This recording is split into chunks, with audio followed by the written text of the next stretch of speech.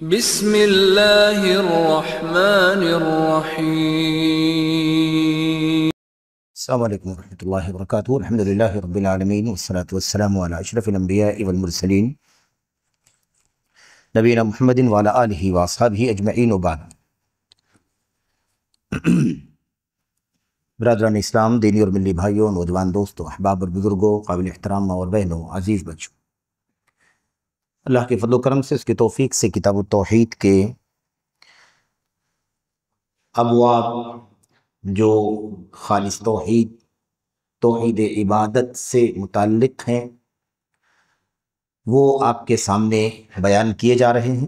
خصوصیت کے ساتھ توحید عبادت کے لیے جو ہم گواہی دیتے ہیں، اشہد ان لا الہ الا اللہ، اس کا معنی کیا ہے؟ توحید جسے ہم کہتے ہیں اس کی تفسیر کیا ہے؟ اس مسئلے پر خصوصیت کے ساتھ گفتگو ہو رہی ہے، اور ہم نے اس سلسلے کی کئی باتیں پڑھی ہیں۔ لا الہ الا اللہ کا معنی کیا ہے؟ لا الہ الا اللہ کے معنی کے سلسلے میں لوگوں کے ہاں کافی کچھ غلط فہمیاں یا شبہات پائے جاتے ہیں، تو اس کا ازالہ ان ابواب سے آپ کے سامنے ہو جائے گا۔ لا الہ الا اللہ جب بندہ کہتا ہے کہ اللہ کے سوا کوئی معبود نہیں ہے، تو اس میں کون کون سی چیز کی نفی ہوتی ہے، کس کس چیز سے برات، بیزاری، دوری اختیار کرنا ضروری ہوتا ہے۔ تو اس سلسلے میں ہم لوگوں نے کئی ایک آیتیں پڑھی ہیں، اور اس وقت بھی ہمارے سامنے ایک آیت کریمہ ہے جو سورۃ البقرہ کی آیت نمبر 165 ہے، اور بہت ہی زیادہ عظیم الشان موضوع پر، مشرکین مکہ، کفار مکہ کے رویے پر، اور اللہ تبارک و تعالیٰ کی طرف سے ان کے اس عمل اور ان کے اس طور طریقے پر جو کچھ بھی اللہ تبارک و تعالیٰ کی طرف سے رد ہے، نقد ہے، اس کا تذکرہ، اور اس کے بعد اس قسم کے عقیدے رکھنے والوں کا انجام آخرت میں کیا ہوگا، ان تمام موضوعات پر یہ آیت کریمہ گفتگو کرتی ہے۔ اللہ تبارک و تعالیٰ فرماتا ہے وَمِنَ النَّاسِ مَن يَتَّخِذُ مِن دُونِ اللَّهِ أَندَادًا يُحِبُّونَهُمْ كَحُبِّ اللَّهِ وَالَّذِينَ آمَنُوا أَشَدُّ حُبًّا لِلَّهِ وَلَوْ يَرَى الَّذِينَ ظَلَمُوا إِذْ يَرَوْنَ الْعَذَابَ أَنَّ الْقُوَّةَ لِلَّهِ جَمِيعًا وَأَنَّ اللَّهَ شَدِيدُ الْعِقَابِ۔ آیت کریمہ کا ترجمہ اور اس کا معنی مفہوم سمجھتے ہیں، اور پھر اس کے بعد اس کے مسائل، فوائد پر انشاءاللہ تبارک و تعالیٰ گفتگو ہوگی، جیسا کہ معمول ہے۔ اللہ تبارک و تعالیٰ اس آیت کریمہ میں ارشاد فرماتا ہے وَمِنَ النَّاسِ مَن يَتَّخِذُ مِن دُونِ اللَّهِ أَندَادًا۔ کچھ لوگ ایسے ہیں، لوگوں میں سے کچھ لوگ ایسے ہیں، مَن يَتَّخِذُ مِن دُونِ اللَّهِ أَندَادًا، جو اللہ تبارک و تعالیٰ کو چھوڑ کر، اللہ کے علاوہ، اللہ تبارک و تعالیٰ کے علاوہ اندادن شریک بنا لیتے ہیں، جو اللہ تبارک و تعالیٰ کو چھوڑ کر اللہ کے علاوہ اللہ کے شریک بنا لیتے ہیں۔ انداد کا جو لفظ ہے یہ اصل میں ند کی جمع ہے۔ ند کے معنی ہوتے ہیں شریک کے، ہم مثل کے، برابر کے، ایک ہم پلہ جس کو کہا جاتا ہے نا، اس کو نظیر، مثیل، ملتا جلتا، ہم پلہ، ہم درجہ، اس معنی میں ہے ند۔ اسی ند کی جمع ہے انداد۔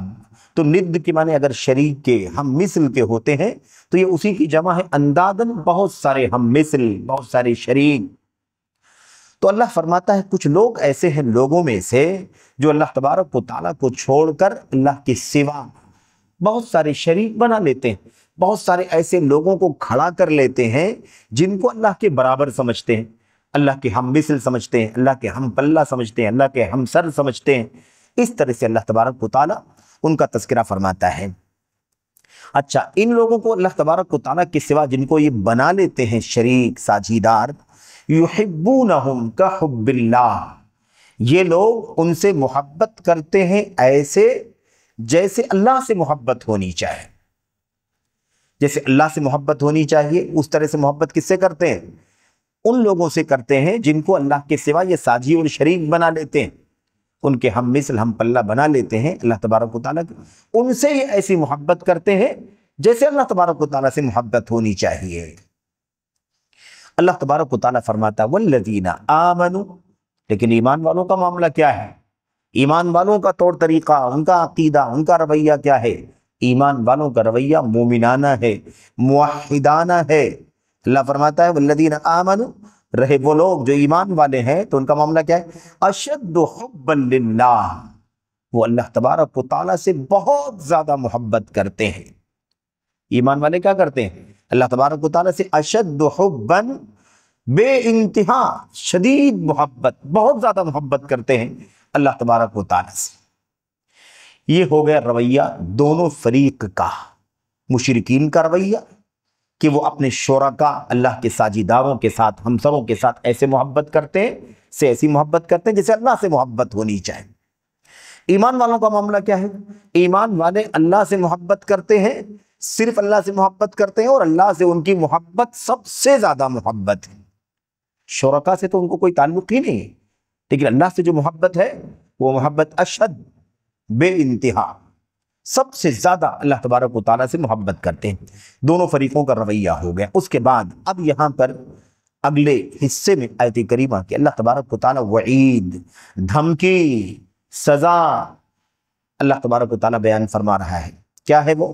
وَلَوْ يَرِ الَّذِينَ ظَلَمُوا، اگر وہ لوگ جن لوگوں نے ظلم کیا ہے، اگر یہ ظلم کرنے والے دیکھیں گے، اگر یہ ظلم کرنے والے دیکھیں گے، اِذْ يَرَوْنَ الْعَذَابَ، جب یہ عذاب کو دیکھیں گے، جب یہ مشرکین کیا کہا؟ ظلم کرنے والے۔ یہاں بھی وہ آیت کریمہ ہم نے آپ میں بار بار پڑھی ہے کہ ظلم، اللہ نے کیا فرمایا؟ وَلَوْ يَرَ الَّذِينَ ظَلَمُوا، اگر یہ ظلم کرنے والے جن لوگوں نے ظلم کیا، اگر یہ دیکھتے، اگر یہ دیکھیں، ظلم کرنے والے، کون سا ظلم ہے یہ؟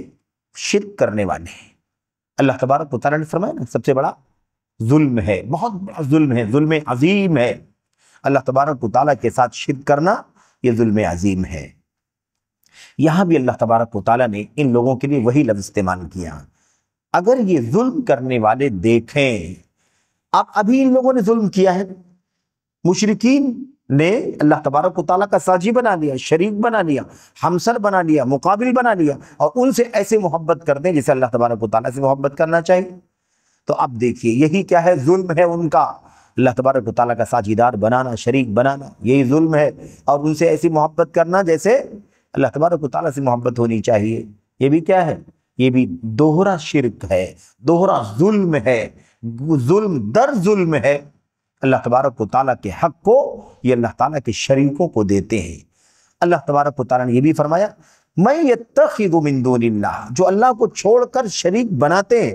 اس کا مطلب یہ ہے کہ یہ شریک بنانے والے یہ خود بناتے ہیں شریک، اللہ کے کلام میں، نبی کے فرمان میں اللہ کا ساجیدار اور شریک ہو، اس کی کوئی دلیل موجود نہیں ہے۔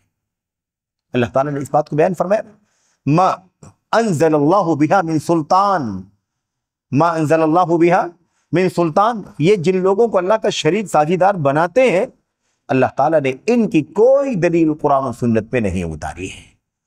دنیا میں، کائنات میں ایک ذرہ ایسا نہیں ہے جو شرک کی دلیل بن سکتا، اللہ کے سوا کسی اور کے لیے اللہ تعالیٰ کے حق حق عبادت ہو سکتا ہو، اس کی ایک ذرہ بھی پوری کائنات کے اندر کوئی دلیل موجود نہیں ہے، نہ ہے، نہ تھی، نہ مل سکتی ہے۔ اور ذرہ ذرہ اس بات کی دلیل ہے کہ اللہ تبارک و تعالیٰ ہی تنہا عبادت کا مستحق۔ تو یہاں اللہ تعالیٰ نے کیا فرمایا؟ وَمِنَ النَّاسِ مَن يَتَّخِذُ، کچھ لوگ ہیں جو بناتے ہیں۔ اس کا مطلب یہ ساجیدار بنانے والے، شریک بنانے والے، ہمسر مقابل بنانے والے کون لوگ ہیں؟ یہی کچھ لوگ ہیں، کچھ انسان ہیں۔ اللہ تبارک و تعالیٰ نے کوئی اپنا ساجیدار شریک نہیں بنایا، بلکہ اس کی تو کوئی دلیل بھی نہیں ہے، اس کی کوئی دلیل نہیں ہے۔ اللہ کے نبی صلی اللہ علیہ وسلم کی ایک لمبی حدیث ہے صحیح مسلم کے اندر، صحیح مسلم کے اندر، اس کے اندر اللہ کے نبی علیہ السلام نے بہت ساری باتیں بیان فرمائی ہیں، اور بڑی ہی عظیم الشان باتیں ہیں، بڑی ہی تاریخی قسم کی باتیں بھی ہیں، اور امت کے مستقبل کے حالات پر بھی گفتگو اس حدیث کے اندر کی گئی ہے۔ لیکن اس کے اندر ایک ٹکڑا جو یہاں پر خاص طور پر سمجھنے سے تعلق رکھتا ہے، اس میں اللہ کے نبی علیہ السلام فرماتے ہیں، اللہ تبارک و تعالیٰ فرماتا ہے، حدیث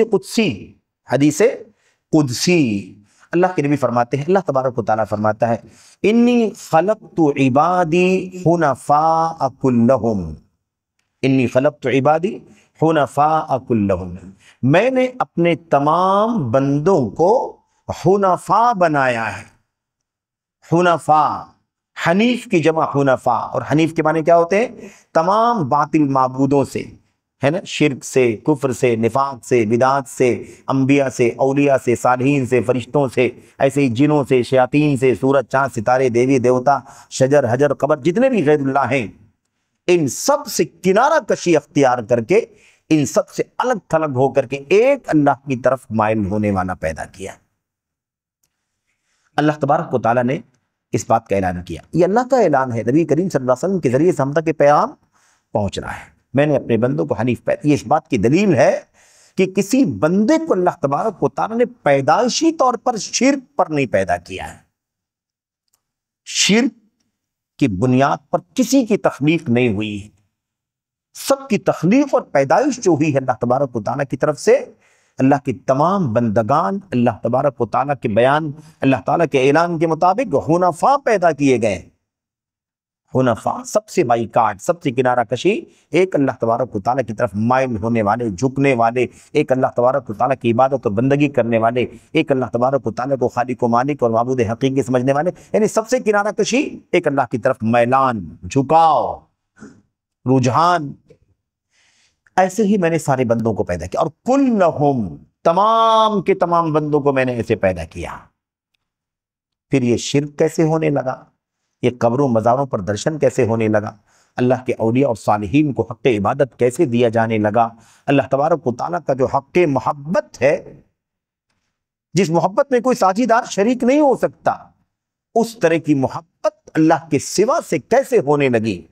بحیثیت معبود، بحیثیت عبادت کے، کیسے عبادت، کیسے محبت ہونے لگی؟ یہ کب سے ہوا مسئلہ؟ اللہ کے نبی علیہ السلام نے فرمایا، اللہ تبارک و تعالیٰ، اسی حدیث کے اندر ہے اس بات کا بھی تذکرہ، اللہ تبارک و تعالیٰ نے فرمایا، ثم انہم اتتہم الشیاطین فاجتالتہم عن دینہم وامرتہم ان یشرکوا بی ما لم انزل بہ سلطان۔ یہ اصل ہے، یہ انسانیت کی اصل ہے کہ اللہ نے ساری انسانوں کو، سارے بندوں کو حنیف پیدا کیا۔ کسی کو مشرک، کسی کو دیوی دیوتا کا پجاری، کسی کو نبی ولی کا عبادت گزار نہیں پیدا کیا، اللہ تعالیٰ نے سب کو حنیف پیدا کیا۔ ثم انہم اتتہم الشیاطین، پھر ان کے پاس، کن کے پاس؟ میرے بندوں کے پاس شیاطین آئے، میرے بندوں کے پاس شیاطین آئے۔ ان لوگوں نے کیا کیا؟ فاجتالتہم عن دینہم، اور انہیں کھینچ لیا ان کے دین سے، انہیں ان کے دین سے کیا کر لیا؟ کھینچ لیا۔ یہ دین کہاں سے آ گیا؟ وہ دین کیا ہے؟ اللہ تعالیٰ نے بیان فرما دیا، میں نے اپنے سارے بندوں کو حنیف پیدا کیا، ایک اللہ کی عبادت کرنے والا پیدا کیا ہے۔ اس کے بعد شیاطین آئے ان کے پاس، ان لوگوں نے کھینچا، میرے بندوں کو کھینچا، عن دینہم، ان کے دین سے۔ یہاں بات سمجھ میں آ گئی کہ دین سے مراد توحید ہے۔ دین سے مراد کیا ہے؟ توحید۔ دین سے مراد حنیفیت، ایک اللہ تبارک و تعالیٰ کی بندگی۔ آج لوگ کہتے ہیں کہاں سے آپ لوگ دین کا ترجمہ توحید سے کرتے ہیں؟ دین کا معنی توحید سے کہاں نکالتے ہیں؟ دین میں تو سب کچھ ہے، دین میں تو احکام ہے، دین میں حلال و حرام ہے، دین میں شادی بیاہ ہے، دین میں بزنس ہے، تجارت ہے، دین کے اندر اخلاق ہے، کردار ہے، سیاست ہے، اٹھنا بیٹھنا، کھانا پینا، ساری چیزیں۔ آپ لوگوں نے دین کو توحید کیسے کہہ دیا؟ یہ دیکھو نبی کریم صلی اللہ علیہ وسلم کا فرمان حدیث قدسی میں اللہ کے نبی علیہ السلام اپنے رب سے روایت کرتے ہیں کہ اللہ تبارک و تعالیٰ فرما رہا ہے، سارے بندوں کو میں نے حنیف پیدا کیا۔ اس کے بعد شیاطین آئے، اور یہ شیاطین، انہوں نے میرے بندوں کو کھینچا ان کے دین سے، وہی دین جس پر اللہ نے ان کو پیدا کیا تھا، حنیفیت سے کھینچا۔ اور حنیفیت سے کھینچ کر کے کیا کیا؟ وَأَمَرَتْهُمْ، اور انہیں حکم دیا، أَن يُشْرِكُوا بِي، کہ یہ سب میرے ساتھ شرک کریں، مَا لَمْ أُنَزِّلْ بِهِ سُلْطَانًا، جس کی کوئی دلیل میں نے اتاری ہی نہیں، یعنی شرک کی کوئی دلیل نہیں اتاری ہے۔ لیکن ان شیاطین نے آ کر کے میرے بندوں کو، جن کو میں نے حنیف پیدا کیا تھا، تو بگاڑ پیدائش کے بعد ہوا ہے۔ تخلیق طور پر آفرینش، حنیفیت، تخلیق، اس پر اللہ تبارک و تعالیٰ نے تخلیق فرمائی انسانوں کی، وہ توحید ہے، جس کو فطرت کہتے ہیں، اس کو فطرت کہتے ہیں۔ اللہ تبارک و تعالیٰ کا صاف اعلان، شیاطین نے آ کر کے بھڑکایا ہے، بہکایا ہے ان کے دین سے۔ تو دین سے بہکایا، حکم دیا کہ میرے ساتھ شریک ٹھہرائیں، شرک کریں، کسی کو میرا ساجیدار بنائیں جس کی میں نے کوئی دلیل نہیں اتاری ہے۔ تو کوئی دلیل نہیں ہے، پتہ یہ چلا کہ شیطان نے کھینچا، شیطان نے ورغلایا، شیطان نے بہکایا، شیطان نے شبہے ڈال کر ان کی جہالت کا فائدہ اٹھایا، یہاں تک کہ ان کو شرک میں مبتلا کر دیا۔ یہاں اللہ تبارک و تعالیٰ فرماتا ہے مَن یتخذ من دون اللہ اندادا، کچھ لوگ ہیں، انہوں نے اللہ تبارک و تعالیٰ کے سوا شریک بنا دیا، یہ لوگ اللہ تعالیٰ کے سوا اللہ کے انداد بناتے ہیں۔ فلا تجعلوا للہ اندادا، اللہ تعالیٰ نے دوسری آیت میں کیا فرمایا؟ اللہ کی شریک نہ بناؤ، اللہ کے ہمسر نہ بناؤ، اللہ کے مقابل کسی کو نہ بناؤ جس کو اللہ تبارک و تعالیٰ کی عبادت کا کوئی ایک ذرہ بھی دو، ایسا کسی کو بھی ساجی اور شریک نہ بناؤ۔ اللہ تبارک و تعالیٰ فرماتا ہے کہ کچھ لوگوں نے اللہ کے سوا انداد بنا لیے جن سے ایسی محبت کرتے ہیں جیسے اللہ سے محبت ہونی چاہیے۔ والذین آمنوا اشد حبا للہ، اور جو لوگ ایمان لائے ہیں وہ اللہ سے بے انتہا محبت کرتے ہیں۔ اس کے بعد وَلَوْ يَرَى الَّذِينَ ظَلَمُوا إِذْ يَرَوْنَ الْعَذَابَ، یہ ظلم کرنے والے جب عذاب دیکھیں گے تب کیا دیکھیں گے؟ قیامت کا دن ہوگا، اللہ تبارک و تعالیٰ کا عذاب دیکھیں گے اپنی آنکھوں کے سامنے کہ وہ جس دن سے ڈرایا جا رہا تھا، وہ دن ہم کہتے تھے کب وہ دن آئے گا، کب وہ دن آئے گا، کب وہ دن آئے گا، ہم کہتے تھے استبعاد، یعنی ناممکن لگتا تھا، انونا لگتا تھا، ایسا کیسے ہوگا، وہ کون سا دن آ جائے گا، ساری دنیا فنا ہو جائے گی، حساب و کتاب ہوگا، ساری انسانیت ایک میدان میں جمع ہوگی، اللہ تبارک و تعالیٰ کا سامنا ہوگا، اس کا تو ہمیں یقین بھی نہیں تھا، اس کا ہمیں یقین نہیں۔ تو جس دن وہ دن آئے، اب مسئلہ کیا تھا؟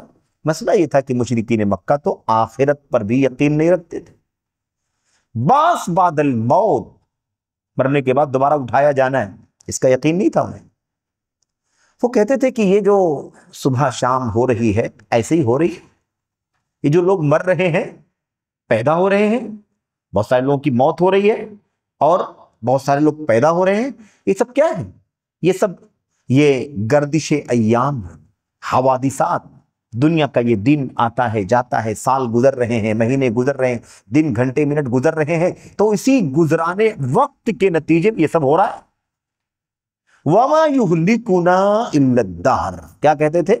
وَمَا يُهْلِكُنَا إِلَّا الدَّهْرُ، ہمیں موت کون سی چیز دیتی ہے، ہماری موت کس چیز سے ہوتی ہے؟ الدہر، یہی زمانہ، یہی وقت بدلتا ہے، تو ہم میں سے کوئی چلا جاتا ہے، کوئی نیا پیدا ہو جاتا ہے، یہی ہو رہا ہے بس۔ ہم دوبارہ مرنے کے بعد زندہ بھی ہوں گے، پیدا بھی کیے جائیں گے دوبارہ، یہ تو سمجھ میں بھی نہیں آتا۔ اور آپ جانتے ہیں نا، دو باتیں کہا کرتے تھے، قرآن کریم میں بار بار اس کا ذکر ہے، دو باتیں کہتے تھے، ایک بات تو یہ ہے کہ ہمیں اس پر نہیں یقین ہوتا کہ جب ہماری ہڈیاں سڑ گل جائیں گی، بوسیدہ ہو جائیں گی، مٹی میں مل جائیں گی، ہے نا۔ اور آپ جانتے ہیں نا، ولید بن مغیرہ، مشرکین مکہ کا ایک سردار، ولید بن مغیرہ نبی کریم صلی اللہ علیہ وسلم کے پاس ایک بوسیدہ ہڈی، قبر سے نکلی ہوئی ہڈی، ایک بوسیدہ جو بالکل پھس پھسی ہو جاتی ہے، جسے انسان اگر اپنی مٹھی میں لے کر کے مسل دے تو وہ دھول کی طرح سے ہو کر کے ذرات کی شکل میں گر جاتی ہے، اڑ جاتی ہے۔ اس طرح سے ایک ہڈی لے کر کے آیا بوسیدہ اللہ کے نبی علیہ السلام کے سامنے، اس نے اپنے ہاتھ میں مٹھی میں رکھ کر کے اسے مسلا اور اس کے دھول کو اڑاتے ہوئے یہ کہا، محمد صلی اللہ علیہ وسلم، کیا آپ اس کے بارے میں کہتے ہیں کہ آپ کا رب اسے زندہ کر دے گا؟ کیسے پیدا کرے گا اللہ تبارک و تعالیٰ؟ یہ دیکھو، ہڈیاں بوسیدہ ہو جائیں گی ہماری، اس میں کیسے پیدائش ہوگی، کیسے جان ڈالی جائے گی، کیسے وجود ہوگا، کیسے روح پھونکی جائے گی؟ بہت بعید لگتا ہے، یقین نہیں آتا، امکان نہیں لگتا، کسی حساب سے یہ بات سمجھ میں نہیں آتی ہے۔ اللہ تبارک و تعالیٰ نے، اللہ کے نبی صلی اللہ علیہ وسلم نے فرمایا، ہاں میرا رب اس ہڈی کو بھی پیدا کرے گا، جس کی ہڈی ہے اسے بھی پیدا کرے گا، اور تجھے بھی پیدا کرے گا دوبارہ۔ اللہ کے نبی نے فرمایا، ہاں میرا رب اس کی تخلیق فرمائے گا، اور تجھے بھی موت کے بعد اللہ تعالیٰ دوبارہ زندہ کرے گا۔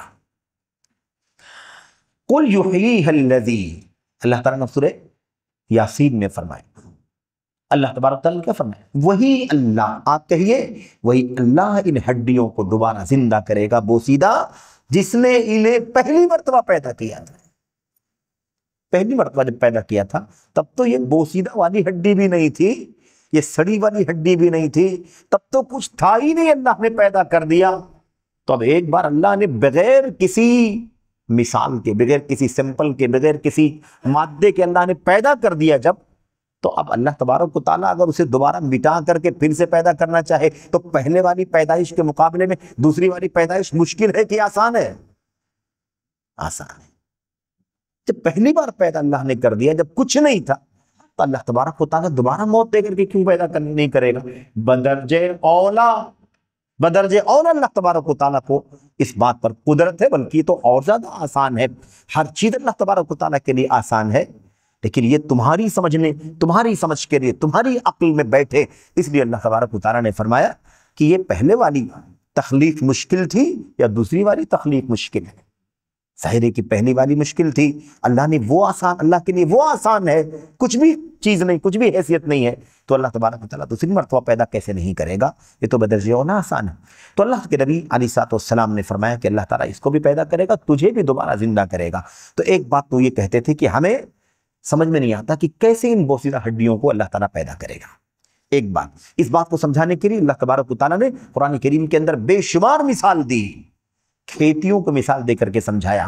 زمین پر پانی برستا ہے اور وہ بالکل سنگلاخ تپتی ہوئی زمین، اللہ تبارک و تعالیٰ بارش اتار دیتا ہے، اسی زمین کے اندر اللہ تبارک و تعالیٰ پودے اگاتا ہے، اور پھر کیسے اللہ تبارک و تعالیٰ اسے سکھا کر پیلا کر کے ختم کر دیتا ہے۔ اس کی مثال بھی دے کر کے اللہ تبارک و تعالیٰ نے سمجھایا کہ اگر تم کاشتکاری سمجھتے ہو، کھیتی باڑی، تو بڑی آسانی سے اس مثال کو سمجھ سکتے ہو کہ اللہ تعالیٰ کیسے دوبارہ پیدا کرنے کی قدرت رکھتا ہے۔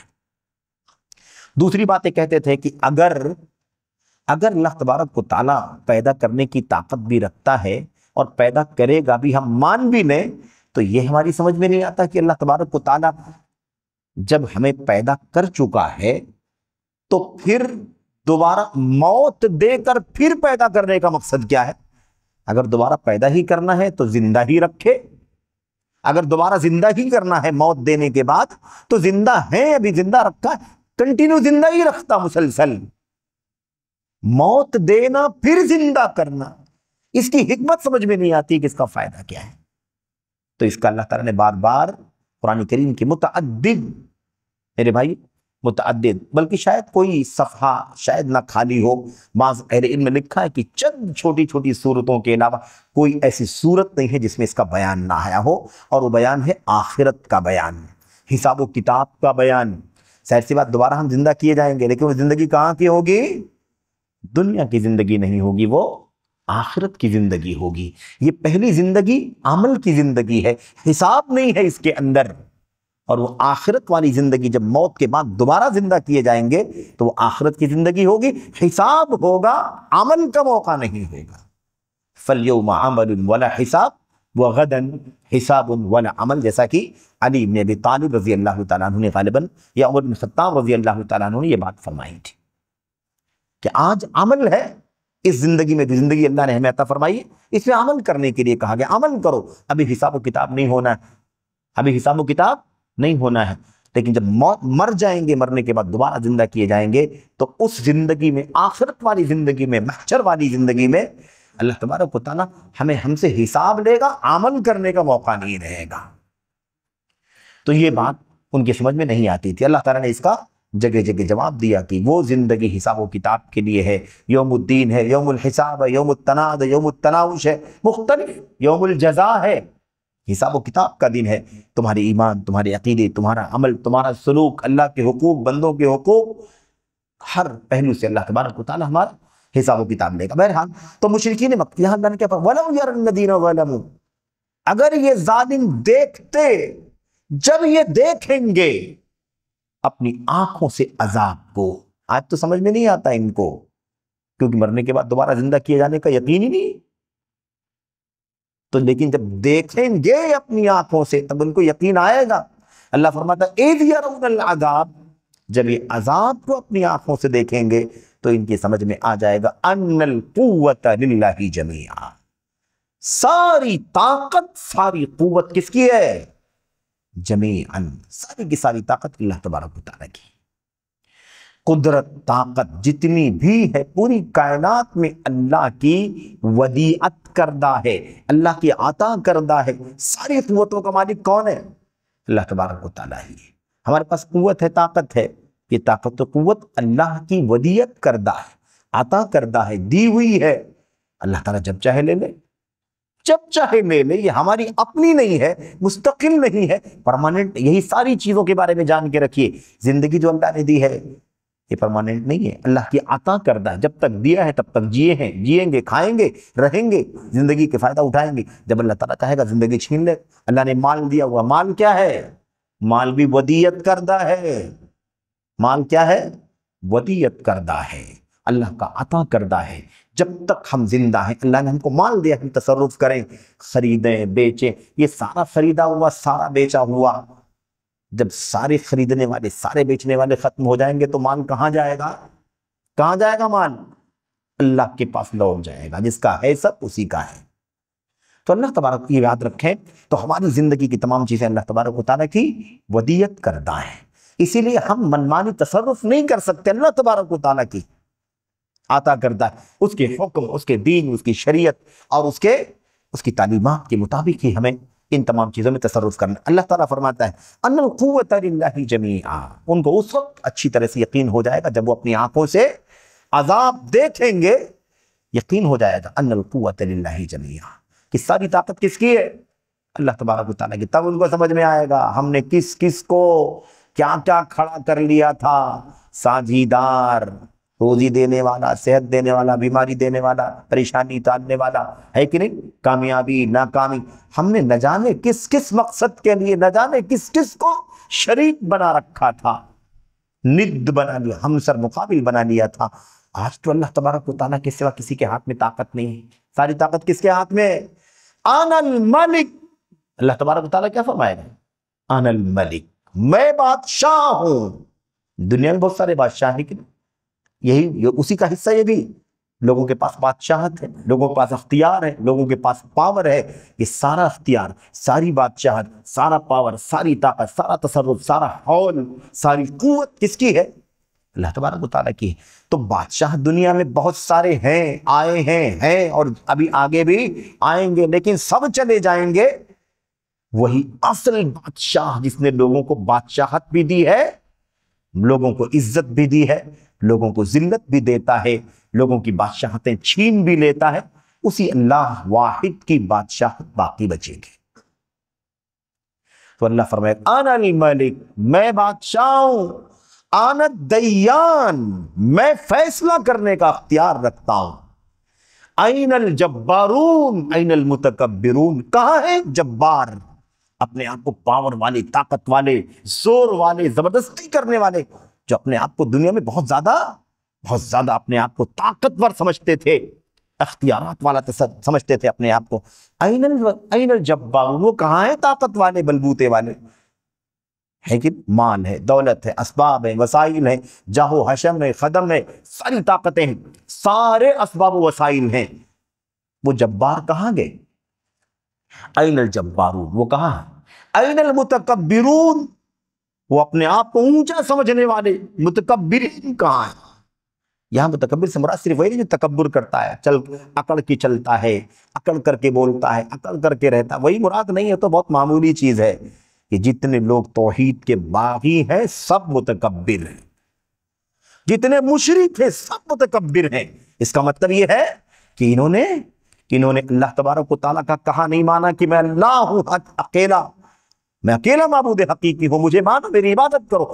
اس کو ماننے سے اکڑ گئے اور اللہ کے سوا اللہ کی مخلوقات کو اللہ کے سوا عبادت کے قابل بنا دیا۔ یاد رہے یہ بھی کون ہے؟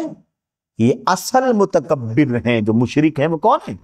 اصل متکبر ہیں، کیونکہ اللہ تبارک و تعالیٰ قرآن کریم میں فرماتا ہے ان الذین یستکبرون عن عبادتی سیدخلون جہنم داخرین، جو لوگ میری عبادت سے متکبر ہیں، میری عبادت سے تکبر کرتے، میری عبادت نہیں کرتے، دیوی دیوتا، مورتیاں، سورج، چاند، ستاروں کی پوجا کرتے ہیں، اولیاء صالحین، قبروں، مزاروں، آستانوں، تربتوں پر سر ٹیکتے ہیں، اللہ تبارک و تعالیٰ فرماتا ہے یہ جو لوگ میری عبادت سے تکبر کر رہے ہیں، میری عبادت کرنا چاہیے، اس سے ہٹ کر کے اپنے آپ کو الگ تھلگ اونچا سمجھ کر کے نہ جانے کس کس کو عبادت کے قابل سمجھتے ہیں، سیدخلون جہنم داخرین، بہت جلدی جہنم میں ذلیل ہو کر کے، رسوا ہو کر کے داخل ہوں گے۔ یہ ساری دونوں چیز دیکھو، اللہ نے استکبار فرمایا اور ادھر کیا فرمایا؟ داخرین، ادھر بڑکپن اور ادھر انجام جب آئے گا اللہ تبارک و تعالیٰ کا مشرکین کے لیے، داخرین، یہ سارے متکبرین سب کے سب ذلیل، حقیر، پست ہو کر کے جہنم رسید ہو جائیں گے۔ تو اللہ تبارک و تعالیٰ نے یہاں کیا فرمایا؟ ساری طاقت اللہ تبارک و تعالیٰ کی ہے، کسی اور کو طاقت نہیں۔ اچھا، اس کے مظاہر دنیا میں بھی انسان اپنی آنکھوں سے دیکھتا ہے، اس کا بالکل تازہ تازہ مظہر میں آپ کو صرف اشارہ کرنا چاہتا ہوں۔ بالکل تازہ مظہر کیا جانتے؟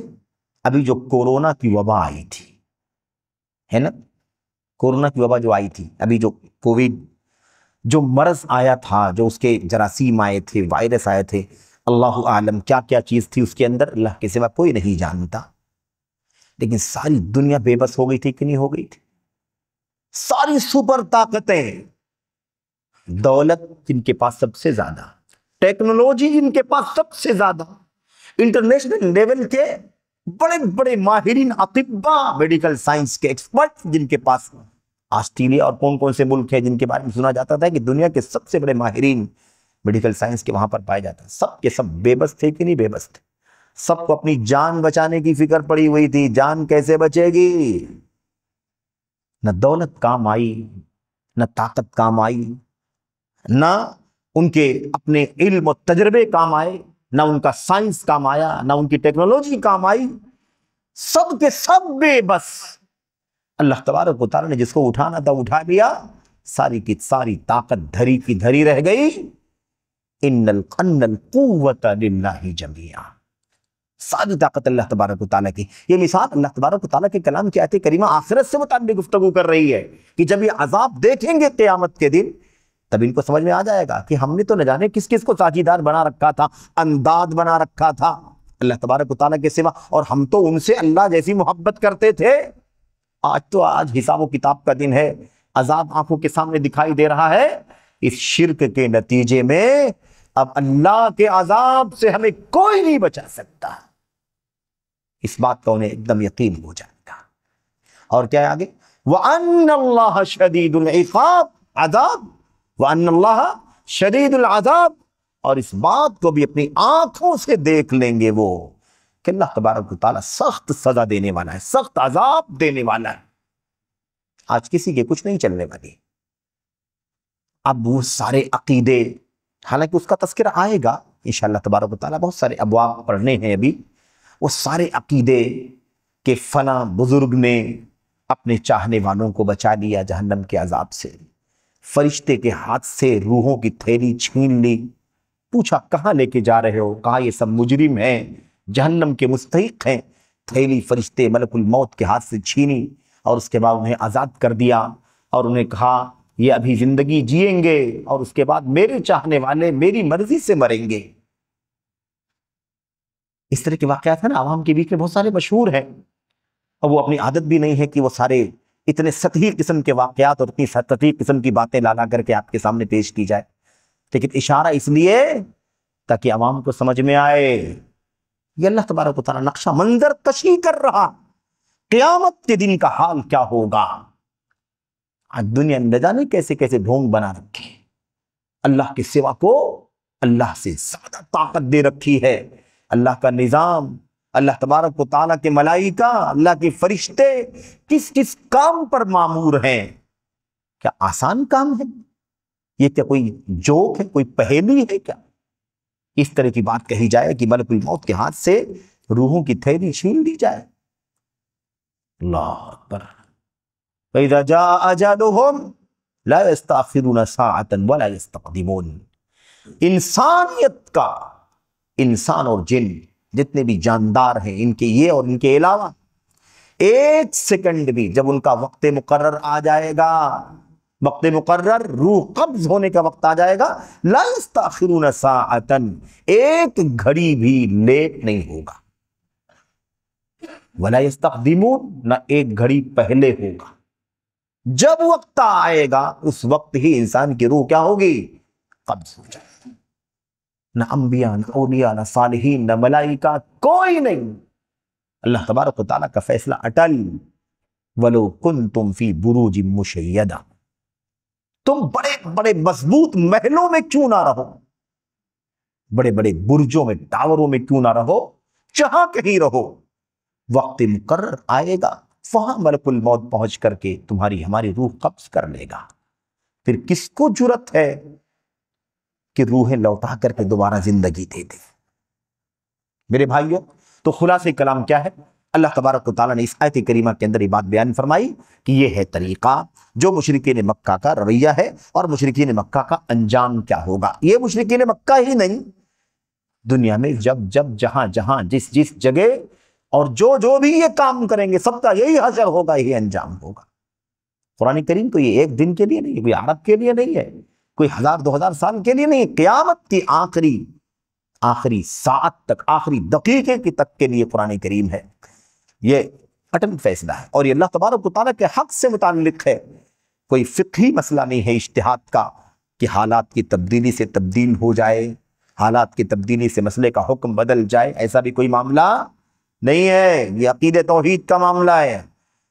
اللہ تبارک و تعالیٰ نے اس آیت کریمہ میں کیا فرمایا؟ سب سے پہلی چیز اللہ تبارک و تعالیٰ یہ فرما رہا ہے کہ آخر یہ جن لوگوں نے شرکا بنائے ہیں، اللہ تبارک و تعالیٰ کے شرکا بنائے ہیں، یہ شرکا کون ہیں؟ صرف اور صرف کسی کا دماغ، کسی کا ذہن اس طرف نہیں جانا چاہیے کہ اس کا تعلق صرف مشرکین مکہ سے ہے۔ مشرکین مکہ نے دیوی دیوتا بنائے تھے، لات کی پوجا، منات کی پوجا، عزا کی پوجا، ہبل کی پوجا کیا کرتے تھے۔ نہیں، یہی صرف مراد نہیں ہے۔ نبی کریم صلی اللہ علیہ وسلم جب آئے تھے دنیا میں، نبوت کا تاج آپ کے سر مبارک پر رکھا گیا، آپ کو نبوت دی گئی، اس وقت شرک کرنے والوں کی کتنی کیٹیگری تھی؟ سب اس کے اندر شامل ہیں۔ جتنے ٹائپ کے مشرکین تھے، جتنی قسم کے مشرکین تھے، سب کے سب اس کے اندر شامل ہیں۔ اللہ تبارک و تعالیٰ کے اس کلام کے اندر من دون اللہ اندادا، جن لوگوں نے اللہ تبارک و تعالیٰ کے سوا شریک بنا لیے، اللہ کے سوا شریک بنا لیے۔ اللہ کے سوا شریک بنائے جانے والے کئی طرح کے ہیں، جاندار بھی ہیں، بے جان بھی ہیں، زمینی بھی ہیں، آسمانی بھی ہیں، ادنا بھی ہیں، اعلیٰ بھی ہیں۔ جانداروں کے اندر انسان بھی ہیں، فرشتے بھی ہیں، اور اس کے علاوہ حیوانات بھی ہیں، چرند پرند بھی ہیں، کیڑے مکوڑے بھی ہیں، حتیٰ کہ مکھی مچھر تک بھی اس کے اندر شامل ہیں۔ ہر طرح کے جتنے بھی شرکا انداد بنائے جاتے تھے، سب اس کے اندر شامل ہیں۔ جب یہ آیتیں پڑھی جاتی ہیں، قرآن کریم کی ان آیتوں کی تلاوت ہوتی ہے، اس کے معنی پر گفتگو ہوتی ہے، اور جب یہ بات امت کے علماء، عقید توحید کے علماء اپنی کتابوں کے اندر لکھتے ہیں کہ اس کے اندر تمام مشرکین شامل ہیں، تمام مشرکین شامل ہیں، اس کے اندر وہ بھی شامل ہیں جنہوں نے انبیاء علیہ السلام کو اللہ کا شریک بنا لیا، جنہوں نے محمد الرسول اللہ صلی اللہ علیہ وسلم کو اللہ کا شریک بنا لیا، جنہوں نے حضرت عیسیٰ علیہ السلام کو اللہ کا شریک بنایا، جنہوں نے حضرت مریم کو اللہ کا شریک بنایا، وہ سارے کے سارے بھی اس کے اندر شامل ہیں۔ جن لوگوں نے اولیاء، صالحین کو، جن کو بزرگان دین کہا جاتا ہے، جنہوں نے ان کو اللہ کا شریک بنا لیا، شروع سے لے کر کے آخری تک۔ شروع میں کس نے یہ کام کیا تھا؟ اسی قوم نے جو ایک نبی حضرت آدم علیہ السلام کے 1000 سال کے بعد یہ کام شروع کیا تھا، جس قوم میں حضرت نوح علیہ السلام کو نبی اور رسول بنا کر کے بھیجا تھا۔ سب سے پہلے اسی نے کام کیا تھا نا، شریک بنا لیا تھا، ود کو، سوا کو، یغوث کو، یعوق کو اور نصر کو، 5 بزرگوں کو۔ وہ کون تھے؟ یہ بزرگوں کی پوجا کا جو طریقہ چل رہا ہے نا، بزرگ پرستی، بزرگوں کے سامنے رکوع، بزرگوں کے سامنے سجدہ، بزرگوں کے سامنے ہاتھ پھیلانا، بزرگوں سے مدد مانگنا، بزرگوں سے استمداد کرنا، بزرگوں سے فریاد کرنا، بزرگوں کی پناہ لینا، بزرگ وغیرہ جتنی بھی شکل، بزرگوں سے امید لگانا، بزرگوں سے ڈرنا، ان کی گستاخی کر دیں گے تو ایسا ہو جائے گا، ویسا ہو جائے گا وغیرہ۔ یہ سارا کا سارا معاملہ کوئی آج کا نہیں ہے۔ ان کے پرکھے کون ہیں؟ ان کے پرکھے ہیں نوح علیہ السلام کی قوم کے لوگ۔ تو ود، سوا، یغوث، یعوق جو نصر 5 بتوں کے نام، 5 نام آئے ہیں نا سورہ نوح کے اندر، حضرت عبداللہ بن عباس نے کیا فرمایا تھا؟ ہذہ اسماء رجال صالحین من قوم نوح، یہ نوح علیہ السلام کی قوم کے بزرگوں کے نام ہیں. نوح علیہ السلام کی قوم کے بزرگوں کے نام ہیں یہ. ود صاحب، سوا، یغوث، یعوق، نصر، یہ سب کون تھے؟ بزرگان قوم نوح، صالحین، نیک لوگوں کے نام تھے. اب ان نیک لوگوں کا اگر آج کے زمانے میں، آج کے وقت کو تذکرہ کریں گے، آج بہت سارے لوگ اللہ کے اولیاء اور صالحین کا سجدہ کر رہے ہیں قبروں میں، مزاروں میں، جن کو دفن کر دیا گیا ہے کہ نہیں؟ بھئی بر صغیر کی دھرتی بھی ایسے اولیاء اللہ سے بھری پڑی ہے جن کے آستانوں پر سجدے کرنے والے، سر ٹیکنے والوں کی تعداد لاکھوں میں. مسجدیں ویران ہیں، مزاروں پر بھیڑ لگی ہوئی ہے. اور عرب میں بھی، افریقہ میں بھی بر اعظم کی بات چل رہی ہے. مصر کی دھرتی پر ہے کہ نہیں؟ سید بدوی کا مزار ہے، لاکھوں لوگ جمع ہوتے ہیں. سید رفاعی کا مزار ہے، لاکھوں لوگ جمع ہوتے ہیں. ایسے بہت سارے ممالک ہیں دنیا میں، اللہ کی دھرتی پر نہ جانے کس کس غیر اللہ کی انداد کی پوجا کی جا رہی ہے. میرے بھائی، اللہ کے نبی محمد الرسول اللہ صلی اللہ علیہ وسلم جب نبی بنا کر کے بھیجے گئے، یہ قرآن کریم اتر رہا تھا، اللہ کے کلام کی آیتیں اتر رہی تھی، اس وقت صرف اور صرف دنیا میں شرک کے نام پر بتوں کی پوجا نہیں ہوتی تھی. شرک کے نام پر کئی کام ہوتے تھے. صرف بتوں کے پجاری نہیں تھے کہ جو پتھر کی مورتیاں بنا کر کے پوج رہے ہیں وہی مشرک تھے بس، نہیں، بہت ساری قسم کے مشرک تھے. اللہ تبارک و تعالیٰ کی بات آئی، حضرت موسیٰ حضرت عیسیٰ علیہ السلام، نبی کریم صلی اللہ علیہ وسلم، حضرت ابراہیم علیہ السلام کی پوجا کرنے والے، ان کے علاوہ صالحین بزرگوں کے. آج ہماری دھرتی پر کتنے سارے بزرگوں کی پوجا ہو رہی ہے. شیخ عبد القادر جیلانی بغداد کے اندر ہے کہ نہیں؟ ہماری دھرتی کے اوپر سید کتنے لوگ ہیں میرے بھائی؟ کتنے سارے نام ہیں. خواہ جنوب کی طرف جائیے، شمال کی طرف جائیے، آپ کو ہر جگہ اولیاء اور صالحین کے نام دکھائی دیتے ہیں، سنائی دیتے ہیں. ان کی قبروں پر، مزاروں پر اللہ کے بندوں کی بھیڑ لگتی ہے. میرے بھائیوں، نظام الدین اولیاء کی قبر پر اتنی بھیڑ لگتی ہے، سر باقاعدہ ماربل کی بنی ہوئی قبر اور چادروں، پھولوں کی چادر، میں سمجھتا ہوں کہ کئی 100 کلو کے برابر، نہ جانے کتنی چادریں ڈالی جاتی رہتی ہیں. اور جن کو اللہ تعالیٰ نے توحید سے محروم کر رکھا ہے، وہ مارے عقیدت کے، محبت کے، کیا ہے وہ؟ یحبونہم کحب اللہ، ان شریکوں سے ایسی محبت کرتے ہیں جیسے اللہ سے محبت ہونی چاہیے. پھولوں کی چادر اٹھا کر کے، سر کو نیچے ڈال کر کے، ان کے سر، ان کے اس مزار پر، قبر پر سجدہ کیا جاتا ہے. میرے بھائی، آخر یہ عقیدت نہیں ہے، محبت نہیں ہے. مسجدوں میں لوگ جاتے ہیں تو پلٹ کے واپس آتے ہیں.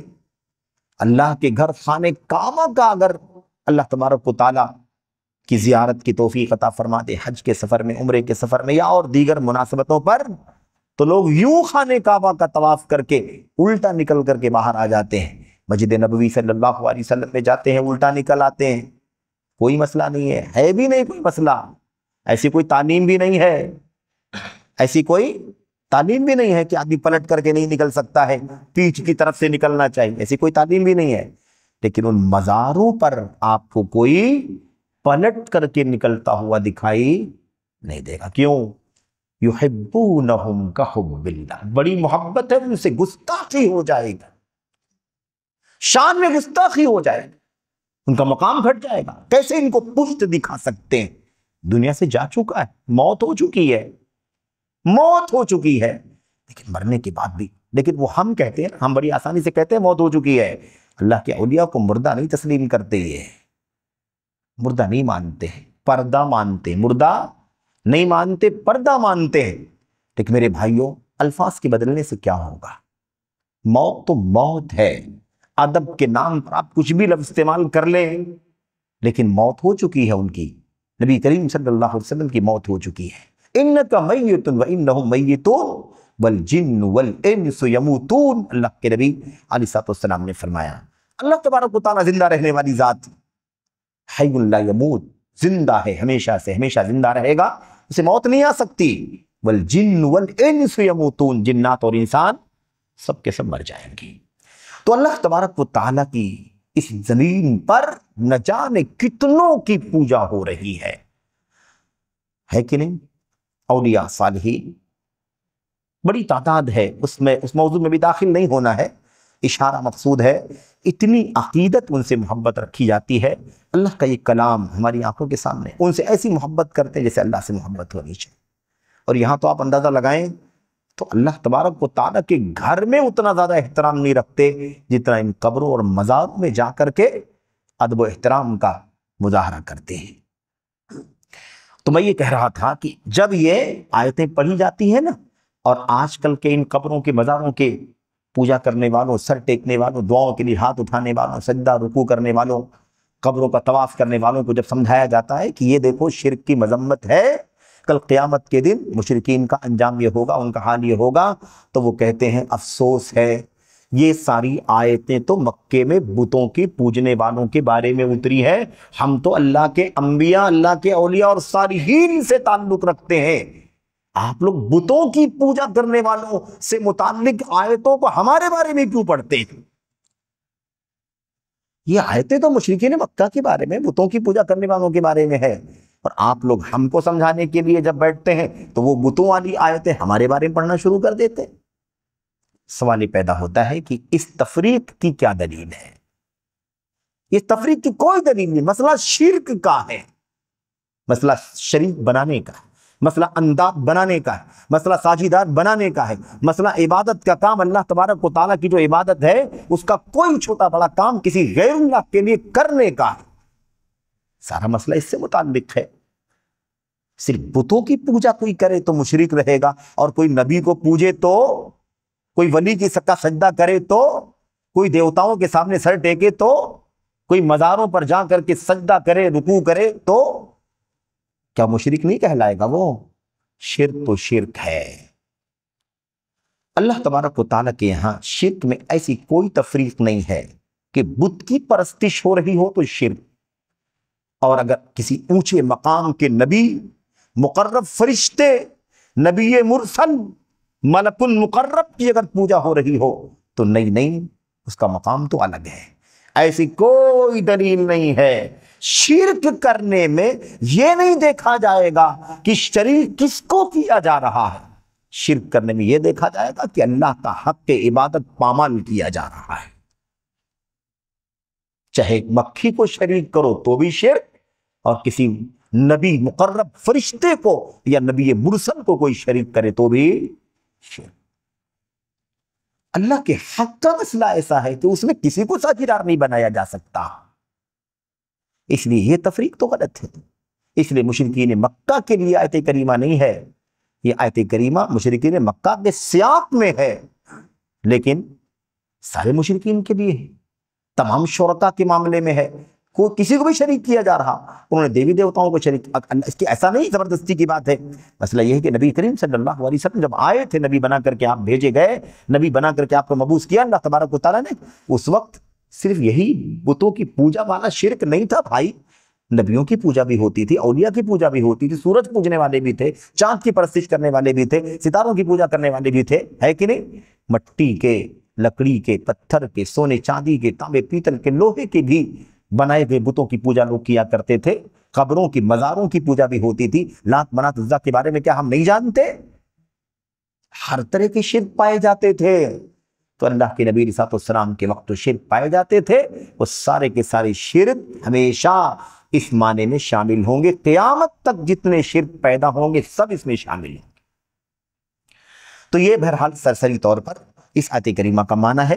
انشاءاللہ تبارک و تعالیٰ ابھی محبت کے مسئلے پر خاص گفتگو کرنا باقی ہے کہ محبت کا مسئلہ کیا ہے، اللہ تبارک و تعالیٰ کی محبت کی حقیقت کیا ہے، اور اس میں شرک کیسے کیسے ہو سکتا ہے، اس پر گفتگو ہوگی، اور پھر اس کے بعد انشاءاللہ تبارک و تعالیٰ اس آیت کریمہ سے متعلق جو 3-4 مسائل ہیں ان مسائل پر بھی انشاءاللہ تعالیٰ گفتگو ہوگی۔ اللہ سے دعا کرتے ہیں کہ اللہ تبارک و تعالیٰ ہمیں اور آپ کو اللہ عز و جل کی توحید خالص کو سمجھنے کی توفیق عطا فرمائے، کلمہ لا الہ الا اللہ کی تفسیر اور ایسے ہی توحید کی تشریح، توحید کا معنی، اس میں کیا کیا آتا ہے اور کیا کیا اس کے خلاف، اللہ تعالیٰ ہمیں اور آپ کو سمجھنے کی توفیق عطا فرمائے۔ یہ محبت اور عقیدت بھی جو اللہ کے سوا کے ساتھ اللہ جیسی ہو رہی ہے، یہ بھی اسی شرک کے اندر شامل ہے جس کی نفی ہم اپنی زبان سے لا الہ الا اللہ کہہ کر کے کرتے ہیں، لیکن افسوس لا الہ الا اللہ پڑھ بھی لیتے ہیں، شرک کی نفی بھی کر لیتے ہیں زبان سے، اور عمل میں شرک بھی کرتے رہتے ہیں، عمل میں شرک شامل رہتا ہے۔ اللہ کے انبیاء، اولیاء، صالحین، ملائکہ سے لوگ ایسی محبت کرتے ہیں، کر رہے ہیں جیسی محبت اللہ سے بلکہ اس سے بھی زیادہ محبت کرتے ہیں۔ ایمان والوں کی پہچان یہ ہے کہ ایمان والے انہی سے محبت کرتے ہیں، اسی ضابطے سے محبت کرتے ہیں جس ضابطے سے اور جس سے محبت کرنے کا اللہ تبارک و تعالیٰ نے حکم اور اجازت دی ہے، اور جس کا جو دائرہ ہے اس سے اتنی محبت کرتے ہیں، کسی سے اتنی محبت نہیں کرتے جتنی محبت اللہ تبارک و تعالیٰ سے کرتے ہیں۔ اللہ سے دعا ہے کہ اللہ تعالیٰ ہمیں اور آپ کو توحید کے ان مسائل کو سمجھنے کی توفیق عطا فرمائے، آمین رب العالمین، وصلی اللہ وسلم وبارک علی نبینا محمد وعلی آلہ وصحبہ اجمعین۔ السلام علیکم ورحمۃ اللہ وبرکاتہ۔